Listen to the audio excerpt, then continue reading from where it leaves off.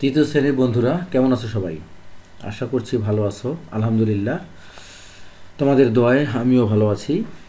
আজকে তোমাদের বাংলাদেশ ও বিশ্ব পরিচয় বইটার যে প্রথম অধ্যায়ের যে অনুশীলনীগুলো আছে, অনুশীলনী যে প্রশ্নগুলো আছে, এই প্রশ্নগুলো, হ্যাঁ, এই প্রথম অধ্যায়ের অনুশীলনী যত প্রশ্ন আছে সবগুলো প্রশ্নের উত্তর তোমাদেরকে আমি দিয়ে দিব। এবং এতদিনে বাংলাদেশ বিশ্ব পরিচয় অর্থাৎ বাংলাদেশ অ্যান্ড গ্লোবাল স্টাডিজের যে প্রথম অধ্যায়ের এই যে ভেতরের যে কাজগুলো সবগুলো আমি আপলোড করেছি, সবগুলো বুঝিয়ে দিয়েছি। আর আজকে এগুলো নিয়ে কোনো আলোচনা নাই, ডিরেক্ট আমরা যেখানে যাচ্ছি সেটা হচ্ছে এই অধ্যায়ভিত্তিক অনুশীলনীটা। এই যে এখান থেকে শুরু। এই যে দেখো, সঠিক উত্তরের পাশে টিক চিহ্ন, তারপরে সঠিক শব্দ দিয়ে শূন্যস্থান পূরণ, তারপরে দেখো বাম পাশের সাথে ডান পাশের মিলকরণ, তারপরে সংক্ষিপ্ত প্রশ্ন এবং বর্ণনামূলক প্রশ্ন।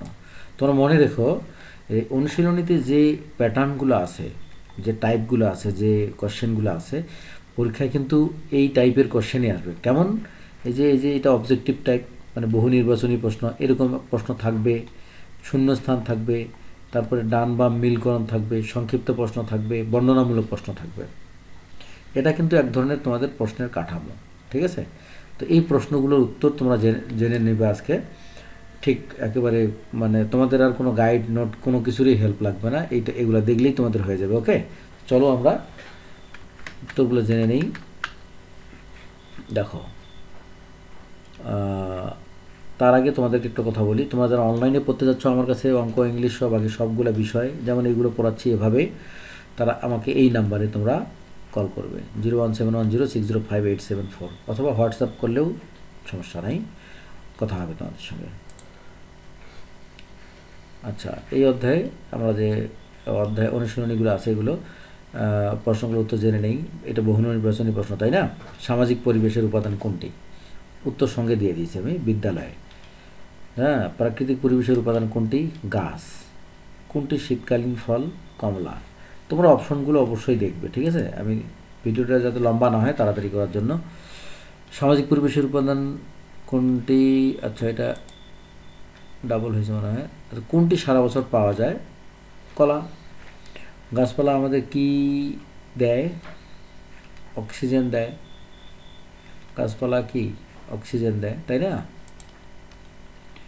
এরপরে সঠিক শব্দ দিয়ে শূন্যস্থান পূরণ, আমি পূরণ করে দিয়েছি এগুলো সব। বাংলাদেশে গ্রীষ্মকালে কি হয়? গরম হয়, তাই না? অতিবৃষ্টির কারণে কখনো কখনো বন্যা হয়। আমাদের সমাজে রয়েছে কৃষক, ব্যবসায়ী, শিক্ষক সহ বিভিন্ন পেশার মানুষ। বিভিন্ন এলাকায় বিভিন্ন জাতি, ধর্ম ও গোষ্ঠীর লোক মিলেমিশে বাস করে। আমরা নির্দিষ্ট স্থানে প্লাস্টিক, পলিথিন, ব্যাগ ও ময়লা আবর্জনা ফেলব। এবার বাম ডান মিল করতে হবে, ঠিক আছে? বাম ডান মিল করে কি করতে হচ্ছে আমরা দেখি এখানে, এটা তোমরা দেখে নিবা। উত্তরটা আমি বলে দিচ্ছি। প্রাকৃতিক পরিবেশের উপাদানগুলোর মধ্যে কি রয়েছে? বৈচিত্র্য রয়েছে, ডাইভার্সিটি রয়েছে, তাই না? নদ নদী, খালবিল, হাওর বাওর ইত্যাদি প্রকৃতিকে করেছে কি? বৈচিত্র্যপূর্ণ। অতিবৃষ্টির কারণে কখনো কখনো বন্যা হয়, অনাবৃষ্টির কারণে খরা হয়। এবার সংক্ষিপ্ত প্রশ্ন। প্রাকৃতিক পরিবেশের কয়েকটি উপাদানের নাম লিখি। তোমরা এটা পড়ে নিবা।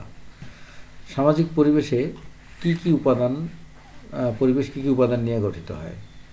তোমরা এটা যদি টেক্সটটা ভালো করে পড়ে থাকো তো এই প্রশ্নগুলোর উত্তর, আমি যেটা লিখেছি এটা না লিখলেও তোমরা এই প্রশ্নগুলোর উত্তর বলতে পারবে, ঠিক আছে? প্রাকৃতিক পরিবেশ যেগুলো মানুষ সৃষ্টি করেনি, ওগুলো কি? প্রাকৃতিক পরিবেশের উপাদান আমরা মানুষ নিজেই, তারপর গাছপালা, নদী, এগুলো বুঝে বুঝে তোমরা করবে। সামাজিক পরিবেশ যেগুলো মানুষ তৈরি করেছে, তাই না? বিভিন্ন অঞ্চলে বিভিন্ন ধরনের প্রাণী দেখতে পাওয়া যায় কেন?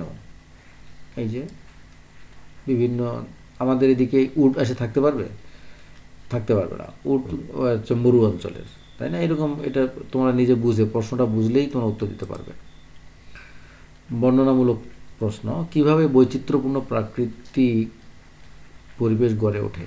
পড়ে নিবা এটা। বর্ণনামূলক প্রশ্ন আরেকটা। আমাদের জীবনে গাছপালার গুরুত্ব সম্পর্কে লিখি। গাছপালার গুরুত্ব বলতে মানে গাছপালার গুরুত্ব বলে শেষ করা যাবে না। গাছপালা না থাকলে তো একদম কি অবস্থা খারাপ হয়ে যাবে। আমরা তো গাছপালা যে অক্সিজেন ছাড়ে, হ্যাঁ, আমরা সেটা গ্রহণ করি, আমরা যেটা ছাড়ি এটা গাছ গ্রহণ করে। এভাবেই প্রকৃতিতে গাছপালা শুধু অক্সিজেনের জন্যই নয়, আরও অনেক কিছুর জন্য তোমরা এটা পড়ে নিবা।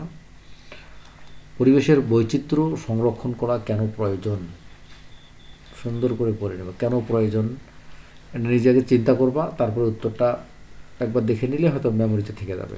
এইভাবে তোমরা পড়বে। ওকে, তাহলে তোমাদেরকে ধন্যবাদ ভিডিওটা দেখার জন্য। দেখা হবে পরের ভিডিওতে। আল্লাহ হাফেজ, ততক্ষণ পর্যন্ত অপেক্ষা করো।